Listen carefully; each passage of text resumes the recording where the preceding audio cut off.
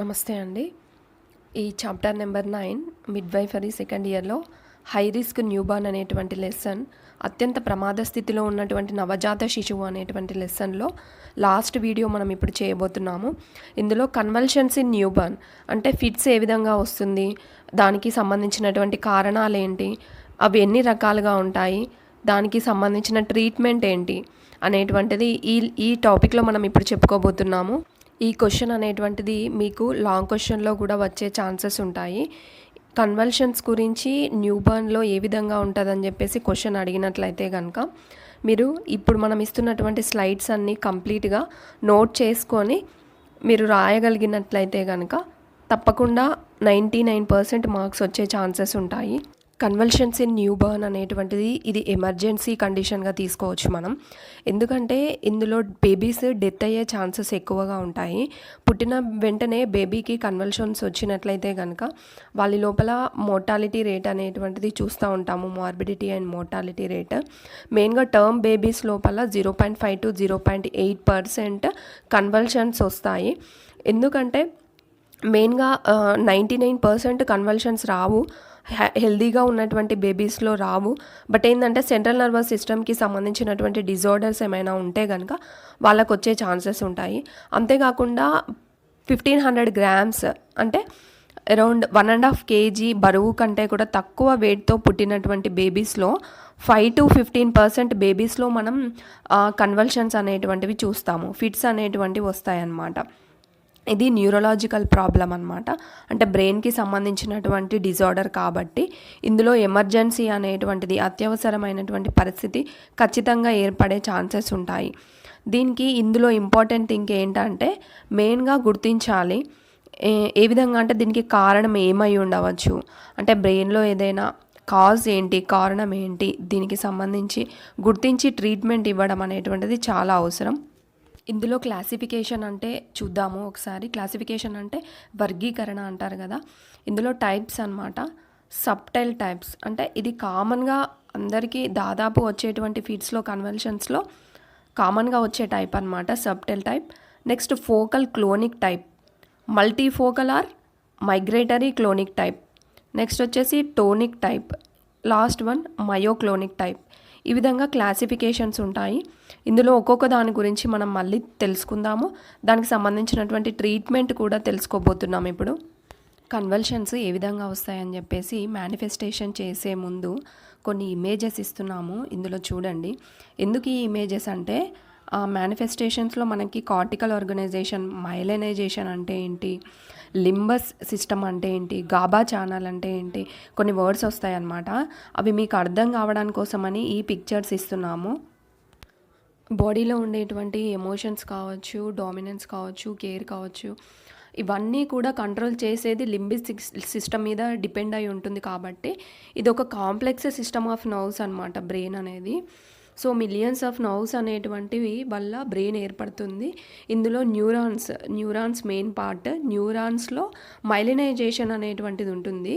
అది మీకు పిక్చర్స్ చూడండి, ఇమేజెస్ దీనికంటే ముందు స్లైడ్లో ఈ పిక్చర్స్ కనుక మీరు క్లియర్గా పేపర్ మీద పెట్టినట్లయితే కనుక మీకు ఈజీగా అర్థమవుతుంది ఏ స్ట్రక్చర్ ఏంటి అని చెప్పేసి, మైలనైజేషన్ అంటే ఏంటి, లింబిక్ సిస్టమ్ అంటే ఏంటి అని చెప్పేసి, టైప్స్ ఆఫ్ లోబ్స్, బ్రెయిన్లో ఎన్ని రకాల లోబ్స్ ఉన్నాయి, ఇవన్నీ కూడా మీకు ఈ బిఫోర్ ఇమేజెస్ స్లైడ్స్లో ఇచ్చాం కదా, చూస్తే మీకు క్లియర్గా అర్థమవుతుంది. నెక్స్ట్ వచ్చేసి సీజర్స్కి నాన్ సీజర్స్. సీజర్ అంటే నథింగ్ బట్ కన్వల్షన్స్ అనమాట, ఫిట్స్, దాన్నే సీజర్స్ అంటాము. అయితే స్టిమ్యులస్ సెన్సిటివ్ అనేటువంటిది నాన్ సీజర్స్లో ఉంటుంది. నాన్ సీజర్స్కి మామూలుగా ట్రీట్మెంట్ అవసరం లేదనమాట. అందుకే సీజర్స్కి నాన్ సీజర్స్కి డిఫరెన్షియేషన్ అనేటువంటిది తెలుసుకోవడం చాలా అవసరం. ఎందుకంటే నాన్ సీజర్స్లో ట్రీట్మెంట్ అనేటువంటిది అవసరం పడదు. స్టిమ్యులస్ సెన్సిటివ్ అనేటువంటిది నాన్ సీజర్లో ఉంటుంది. సప్రెసిబుల్ కండిషన్ కూడా నాన్ సీజర్స్లో ఉంటుంది. Whereas these two are absent in seizure condition. అంటే సీజర్స్ కండిషన్లో ఈ స్టిమ్యులస్ సెన్సిటివ్ కానీ సప్రెసిబుల్ కండిషన్ కానీ ఉండవన్నమాట. ఫర్ ఎగ్జాంపుల్ స్టిమ్యులస్ సెన్సిటివ్కి ఎగ్జాంపుల్ ఏంటంటే సబ్టైల్ సీజర్స్ తీసుకోవచ్చు.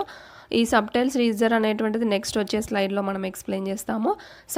సప్రెసిబుల్ కండిషన్ కూడా మనకి ఇందులో కనిపించదు సీజర్స్లో. అదే నాన్ సీజర్స్లో అయితే ప్రెజెంట్ ఉంటుంది.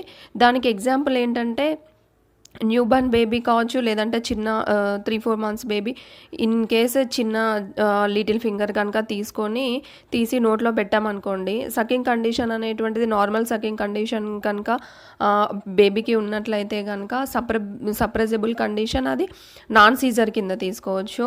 అదొకవేళ లేదనుకోండి, ఒకవేళ ఇన్ కేస్ యాబ్సెంట్ అనుకోండి, అప్పుడు సీజర్ కింద తీసుకోవచ్చు అనమాట. నెక్స్ట్ వచ్చేసి అటోనామిక్ చేంజెస్ అనేటువంటివి సీజర్ కండిషన్లో ఉంటుంది. అండ్ ఐ మూమెంట్ కూడా సీజర్ కండిషన్లో ఉంటుంది. ఈ రెండు కూడా నాన్ సీజర్ కండిషన్లో యాబ్సెంట్ ఉంటాయి అన్నమాట. అయితే ఐ మూమెంట్ వచ్చేసి డాల్ ఐ మూమెంట్ అని చెప్పేసి, డాల్ అంటే బొమ్మ, ఐ మూమెంట్ మీకు ఐడియా ఉంటుంది కదా. సో డాల్ ఐ మూమెంట్ అని చెప్తామన్నమాట. అది మనం సీజర్ కండిషన్లో కనిపిస్తుంది. Whereas a non seizure condition this eye movement is absent అనమాట. సో నెక్స్ట్ వచ్చే దాంట్లో మనం టైప్స్ ఆఫ్ ద సీజర్స్ ఒక్కొక్క దాని గురించి ఎక్స్ప్లెయిన్ చేసుకోబోతున్నాము. అప్పుడు మీకు ఇంకా క్లియర్గా అర్థమవుతుంది. నెక్స్ట్ మనం చెప్పాం కదా టైప్స్ ఆఫ్ ద సీజర్స్ గురించి మరి చెప్పుకుంటామని. ఈ స్లైడ్ చూడండి, సబ్టైల్ సీజర్స్ అనమాట. మనం టైప్స్ ఆఫ్ సీజర్స్లో ఇది ఫస్ట్ టైప్ అనమాట. దీంట్లో మనం ఆస్టిగ్మాటిజమ్స్ అండ్ బకోలింగ్వల్ మూమెంట్స్ అనేటువంటివి కామన్గా చూస్తూ ఉంటాము.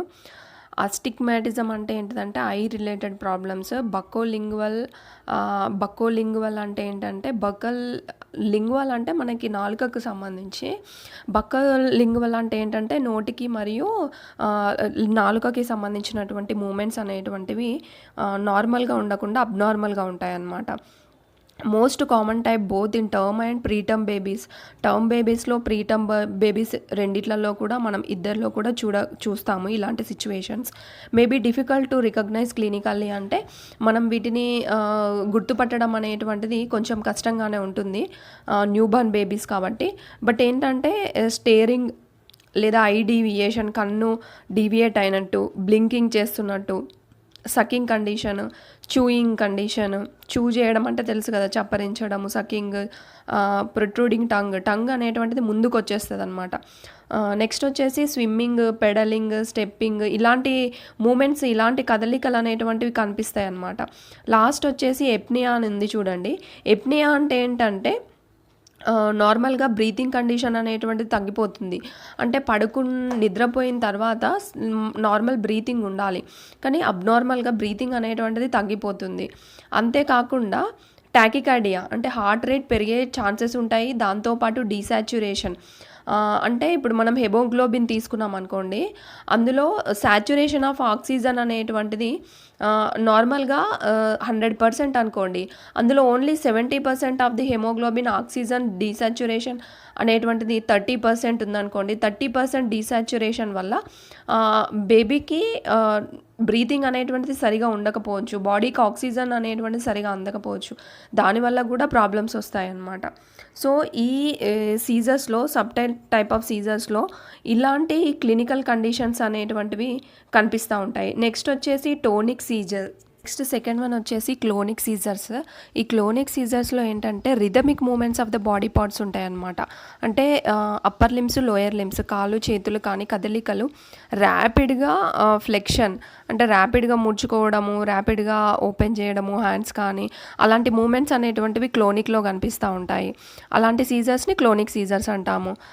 నెక్స్ట్ వచ్చేసి ఇవి ఫోకల్ ఉండొచ్చు, మల్టీ ఫోకల్ ఉండొచ్చు, బ్రెయిన్ రిలేటెడ్ అనమాట. Usually seen with birth trauma or hypoxic ischaemic encephalopathy అనేటువంటిది మెయిన్గా మనకి బ్రెయిన్లో సంబంధించినటువంటి ఈ సీజర్స్ అనేటువంటివి బ్రెయిన్కి రిలేటెడ్. మామూలుగా బర్త్ ట్రోమా అంటే ఏంటంటే బేబీ డెలివరీ టైంలో కనుక ఏమైనా ఇన్స్ట్రుమెంట్స్ ట్రామా వల్ల, ఇంజురీ వల్ల వచ్చినట్లయితే కనుక కూడా బ్రెయిన్ డ్యామేజ్ ఏమైనా ఉన్నా కూడా దానివల్ల వచ్చేటువంటి సీజర్స్ కూడా ఉంటాయన్నమాట. హైపోక్సియా కండిషన్ అంటే ఏంటిదంటే ఆక్సిజన్ సాచురేషన్ అనేటువంటిది తగ్గిపోవడం వల్ల బ్రెయిన్కి, అలాంటి సీజర్స్లో కూడా ఈ క్లోనిక్ సీజర్ అనేటువంటిది వచ్చే ఛాన్సెస్ ఉంటాయి. నెక్స్ట్ వచ్చేసి టోనిక్ సీజర్ చూడండి. ఇందులో మెయిన్గా స్టిఫెనింగ్ అనేటువంటిది ఉంటుంది. స్టిఫెనింగ్ అంటే ముడుచుకుపోయి దగ్గరికి బిగుసుకుపోయినట్టు అవుతాయి చూడండి, ఆ విధంగా అనమాట శరీరము. అంతేకాకుండా బ్రీతింగ్ కెపాసిటీ తగ్గిపోతుంది, ఐ సైన్స్ అంటే కంటి చూపు కూడా తగ్గిపోతుంది, అంటే దానికి సంబంధించినటువంటి చేంజెస్ కనిపిస్తాయి కంటి చూపు. ఇది మెయిన్గా ఇంట్రావెంట్రికులర్ హిమరేజ్ అండ్ కెర్నిక్ట్యూరస్ అంటే ఏంటిదంటే మెయిన్గా ఇది హిమరేజ్ అంటే నథింగ్ బట్ బ్రెయిన్లో బ్లీడింగ్ అవుతుంది, బ్రెయిన్లో బ్లడ్ క్లాట్ అయింది, అలాంటివి వినే ఉంటారు మీరు. అలాంటి కండిషన్ అనమాట. కెర్నిక్ట్యూరస్ అంటే ఇది కూడా ఒక type of the brain damage అనమాట. ఈ బ్రెయిన్ డ్యామేజ్లో మెయిన్గా బైలిరుబిన్ లెవెల్స్ బ్లడ్ లోపల బేబీకి బైలిరుబిన్ లెవెల్స్ పెరిగిపోతాయి. అంటే జాండీస్ వచ్చిందంటారు చూడండి, బైలిరుబిన్ లెవెల్స్ పెరిగిపోయినాయని, అలా అనమాట. బైలిరుబిన్ లెవెల్స్ పెరిగినప్పుడు ఏంటంటే బ్రెయిన్ డ్యామేజ్ అయ్యే ఛాన్సెస్ కూడా ఉంటాయి. దానివల్ల బేబీకి సెరెబ్రల్ పాలసీ రావచ్చు, అంటే చేయి కానీ కాళ్ళు కానీ పడిపోవడము, పని చేయకుండా అవ్వడము, అలాంటి కండిషన్ వచ్చే ఛాన్సెస్ ఉంటాయి. అంతేకాకుండా ఐ డీవియేషన్స్, కంటికి సంబంధించినవి, నోటికి సంబంధించినటువంటివి అనేటువంటి ఉండే ఛాన్సెస్ ఎక్కువగా ఉంటాయి. మయోక్లోనిక్ సీజర్స్ అనేటువంటివి మెయిన్గా మయోక్లోనిక్ మూమెంట్స్ ర్యాపిడ్గా ఉంటాయి అన్నమాట. ఇందులో మూమెంట్స్ ర్యాపిడ్గా ఉంటాయి, జెర్క్స్ ఇస్తారు ఎక్కువగా. ఇది జనరలైజ్డ్ అంటే బాడీ మొత్తం ఉండొచ్చు, మల్టీఫోకల్ ఫోకల్ కండిషన్ ఉండొచ్చు. Common in babies with developmental defects, అంటే కొంతమందికి బర్త్ డిఫెక్ట్స్ ఉంటాయి, పుట్టగానే వచ్చేటువంటి లోపాలు ఉంటాయి. అలాంటి వాళ్ళ లోపల ఈ మయోక్లోనిక్ సీజర్స్ అనేటువంటివి ఎక్కువగా చూస్తూ ఉంటాము. కాజెస్ అంటే ఏంటంటే ఈ స్లైడ్లో చూడండి, కాజెస్ అంటే కారణాలు. మరి ఇవన్నీ రావడానికి కారణాలు ఏంటి అని అంటే మెయిన్గా వచ్చేసి పెరినేటల్ కాంప్లికేషన్స్లో మనకి బర్త్ ఎస్ఫిక్షియా, అంటే పుట్టే టైం లోపల వాళ్ళకి బేబీ శ్వాస తీసుకోకపోవడము, మెయిన్గా ఆక్సిజన్ పర్సెంటేజ్ అనేటువంటిది బాడీ లోపల తగ్గిపోవడము, ఇంట్రాక్రేనియల్ ఇంజ్యూరీస్ వచ్చేసి అంటే బ్రెయిన్లో డ్యామేజ్ అవ్వడం అనమాట. అంతేకాకుండా మెటబాలిక్ కాజెస్ అంటే ఏంటంటే కాజెస్ అంటే కారణాలు. హైపోకలేమియా, హైపోగ్లైసిమియా అంటే బ్లడ్లో కాల్షియం పర్సెంటేజ్ కావచ్చు, కాల్షియం లెవెల్స్ లేదా గ్లూకోజ్ లెవెల్స్ పడిపోవడము. అంతేకాకుండా సెంట్రల్ నర్వస్ సిస్టమ్, సిఎన్ఎస్ అంటే సెంట్రల్ నర్వస్ సిస్టమ్, బ్రెయిన్కి సంబంధించి ఏమన్నా ఇన్ఫెక్షన్స్ రావడం, బ్యాక్టీరియల్ కావచ్చు, ఇంకా అదర్ ఇన్ఫెక్షన్స్ ఏవైనా వచ్చినట్లయితే కనుక. Inborn errors of the metabolism, ఇందాక చెప్పాము మెటబాలిక్ కాజెస్ అని. ఈ విధమైనటువంటి కాజెస్ వల్ల కూడా బ్రెయిన్ డ్యామేజెస్ రావచ్చు, దాంతోపాటు సీజర్స్ వచ్చే ఛాన్సెస్ ఉంటాయి. అయితే ఏ రోజు ఏ విధంగా కన్వల్షన్స్ అనేటువంటివి ఆన్సెట్గా ఉంటాయని చెప్పేసి ఈ స్లైడ్లో చూపించాము చూడండి. ఫస్ట్ డే ఏంటంటే హెచ్ఐఈ సెరెబ్రల్ కన్ఫ్యూషన్. ఫస్ట్ డే మెయిన్గా మనకి హైపోకెలేమియా, పైరడాక్సిన్ డిపెండెన్సీ కూడా, దీనివల్ల కూడా కన్వల్షన్స్ అనేటువంటివి వస్తాయి. ఇందాక చెప్పుకున్నాం హైపోకెలేమియా, కాల్షియం లెవెల్స్ అనేటువంటివి లో ఉండడం అని. Next first to third day వచ్చేసి ఇంట్రాక్రేనియల్ హిమరేజ్ అంటేనే మనం బ్లీడింగ్ జరగడం, బ్లీడింగ్ కావడము బ్రెయిన్లో అని చెప్పేసి చెప్పుకున్నాం. ఇంట్రాక్రేనియల్ హిమరేజ్ అంటే హైపోకెలేమియా, ఐఈఎం. నెక్స్ట్ వచ్చేసి 4th to 7th డే వచ్చేసి మెనింజైటిస్, డెవలప్మెంటల్ మాల్ఫార్మేషన్స్. అంటే మెనింజైటిస్ నథింగ్ బట్ మెనింజెస్లో ఇన్ఫ్లమేషన్. ఐటీస్ అంటే ఇన్ఫ్లమేషన్, ఎక్కడైనా సరే ఐటీస్ అని వచ్చిందనుకోండి దాని అర్థం ఇన్ఫ్లమేషన్. అంటే మెనింజైటిస్, అక్కడ ఇన్ఫ్లమేషన్ రావడం. మెనింజెస్ అంటే పొరలు, బ్రెయిన్ చుట్టూ ఉండేటువంటి పొరలు, దాంట్లో ఇన్ఫ్లమేషన్ రావడము. పాథలాజికల్ కండిషన్స్ అంటే ఏమైనా ఇన్ఫెక్షన్స్ రావడము.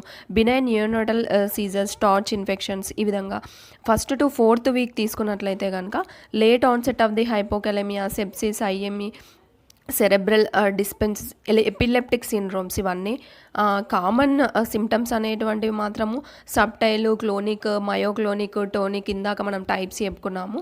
ఇవన్నిటిలో మనకు ఫస్ట్ డే మోస్ట్లీ ఏవి వస్తాయి, 1st to 3rd day, 4th to 7th day, 1st to 4th week off ఏజ్లో ఏ విధంగా కన్వల్షన్స్ వస్తాయి అని చెప్పేసి ఈ స్లైడ్లో చూపించాము. ఇన్వెస్టిగేషన్స్ అంటే టెస్టులు, ఏ విధమైనటువంటి టెస్టులు ఇందులో అవసరము అని అంటే మెటబాలిక్ కండిషన్స్లో మనకి blood glucose levels, calcium, phosphate, magnesium, sodium, NA అంటే సోడియం అనమాట. ఈ లెవెల్స్ అనేటువంటివి చెక్ చేసుకోవాలి.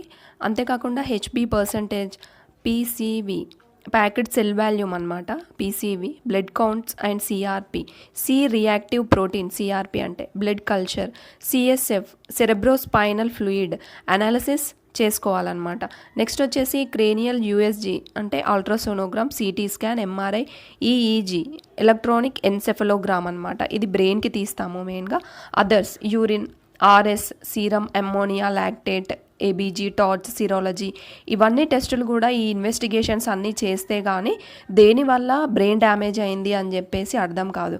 సో కరెక్ట్గా మనం ఇన్వెస్టిగేషన్స్ చేయించి కరెక్ట్ డయాగ్నోసిస్ అయితే ట్రీట్మెంట్ అనేటువంటిది మనం కరెక్ట్గా ఇవ్వగలుగుతాం. సో మేనేజ్మెంట్ ఏంటంటే మనకి ఇప్పుడు ఇన్వెస్టిగేషన్స్ చేసిన తర్వాత కరెక్ట్గా అర్థమవుతుంది కదా, హైపోకలేమియానా లేదంటే ఇంకేదైనా కాల్షియమా, మెగ్నీషియం డెఫిషియన్సీ ఉందా, అవన్నీ మనకు అర్థమవుతాయి. కాబట్టి అప్పుడు మేనేజ్మెంట్ అనేటువంటిది ఈజీ అవుతుంది.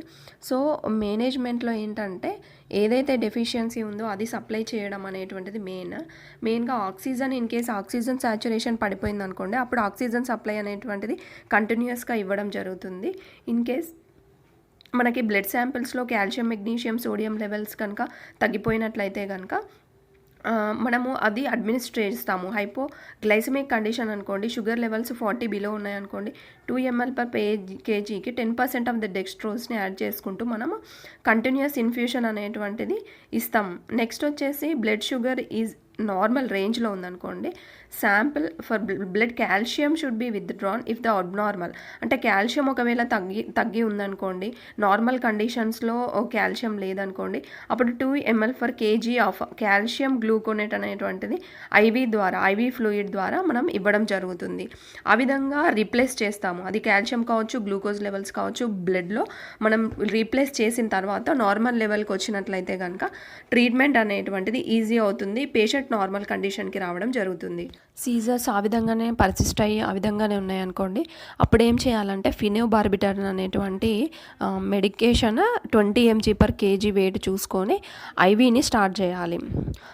నెక్స్ట్ వచ్చేసి ఇంకా తగ్గలేదనుకోండి, అప్పుడు ఫినోబార్బిటోన్ 10 mg/kg పర్ డోస్ అనేటువంటిది అంటిల్ 40 mg/kg డోస్ రీచ్ అయ్యేంత వరకు కూడా ఇస్తాం.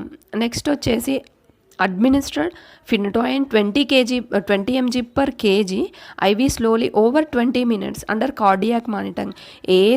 ఏ మెడిసిన్ ఇచ్చినప్పటికీ కూడా ఐవీ ఫ్లూయిడ్స్ ద్వారా కానీ ఇచ్చినట్లయితే మనం కార్డియాక్ మానిటరింగ్ ఖచ్చితంగా చేసుకోవాలి. అంటే బేబీ హార్ట్ కండిషన్ అనేటువంటిది ఏ విధంగా ఉంది, ఎన్ని మినిట్స్కి ఎంత హార్ట్ బీట్ అనేటువంటిది ఉంటుంది అనేటువంటిది చెక్ చేసుకోవాల్సిన అవసరం ఖచ్చితంగా ఉంది. ఆ విధంగా చెక్ చేసుకుంటూనే ట్రీట్మెంట్ ఇవ్వాల్సి ఉంటుంది. నెక్స్ట్ వచ్చేసి ఫినటోయిన్ ఇవన్నీ డోస్ కూడా మీకు స్లైడ్స్ ఇవ్వడం జరుగుతుంది. ఒకసారి చూడండి. ఈ స్లైడ్లో ఫినోబార్బిటోన్ ఇచ్చాము. డోస్ ఏ రూట్లో ఇవ్వాలి, ఐవీ రూట్ అంటే ఇంట్రావీనస్గా ఇవ్వడం. రిపీట్ తర్వాత కూడా అవసరమైతే కనుక 5 mg/kg అప్ టు 40 mg వరకు ఇవ్వచ్చు. వాచ్ ఫర్ హైపోటెన్షన్, ఎప్నియా అంటే మామూలుగా కార్డియాక్ యాక్టివిటీ అనేటువంటిది చూసుకోవాలని చెప్పాము కదా, ఆ విధంగా హైపర్ టెన్షన్ ఉందా లేదా హైపోటెన్షన్ ఉందా, అంటే ఎక్కువ బీపీ బ్లడ్ ప్రెషర్ పెరిగిందా లేదా తగ్గిందా అనేటువంటిది చూసుకోవడం కూడా చాలా అవసరము. కాకపోతే దీనివల్ల డిసడ్వాంటేజెస్ ఏముంటాయంటే సెడేషన్ నిద్ర పోయినట్టు కంటిన్యూస్గా ఎక్కువసేపుగా మన బేబీ అనేటువంటిది నిద్రలో ఉన్నట్టు మనకు అనిపిస్తుంది. నెక్స్ట్ వచ్చేసి ఫినటోయిన్ చూడండి. ఫినటోయిన్ డోస్ ఏ విధంగా రిపీట్ చేయాలి, ఎంతసేపు ఏమేం కండిషన్ చెక్ చేసుకోవాలి అనేటువంటిది కూడా సేమ్ ఇచ్చాము. సేమ్ అదేవిధంగా పైరిడాక్సిన్ కూడా 50 to 100 mg ఐవి ఇంట్రావీనస్గా ఇవ్వాలి. అండర్ ఈఈజీ మానిటరింగ్ అంటే ఎలక్ట్రానిక్ ఎన్సెఫలోగ్రామ్ బ్రెయిన్కి మానిటర్ చేసుకుంటూ మనం ఈ పైరిడాక్సిన్ అనేటువంటిది ఇవ్వాల్సి ఉంటుంది. ఈఈజీ నార్మల్గా ఉందనుకోండి, కంటిన్యూ చేసుకుంటూ ట్రీట్మెంట్ అనేటువంటిది ఇంప్రూవ్మెంట్ అయ్యే వరకు కూడా ట్రీట్మెంట్ ఇవ్వడం జరుగుతుంది. ఎప్పుడు రిపీట్ చేయాలి, మెయింటైన్ ఏ విధంగా చేయాలి, అడ్వర్స్ ఎఫెక్ట్ వల్ల ఏమవుతుంది అని చెప్పేసి కూడా సిమ్టమ్స్ ఇచ్చాము ఈ స్లైడ్లో. ఇందాక చెప్పినటువంటి మెడిసిన్సే కాకుండా అదర్ డ్రగ్స్ అనమాట, ఇంకా వేరేవి కూడా వాడచ్చు. అవి ఏంటంటే మిడాజోలామ్, నెక్స్ట్ వచ్చేసి లోరాజెపామ్, లిడోకెనైన్, ఇవి కూడా వాడచ్చు అనమాట. డోసేజెస్ ఏంటి అంటే వాటి కింద ఇచ్చాము. ఈ స్లైడ్లో మీరు కంప్లీట్గా చూసినట్లయితే డోసేజెస్ కూడా మీకు అర్థమవుతుంది.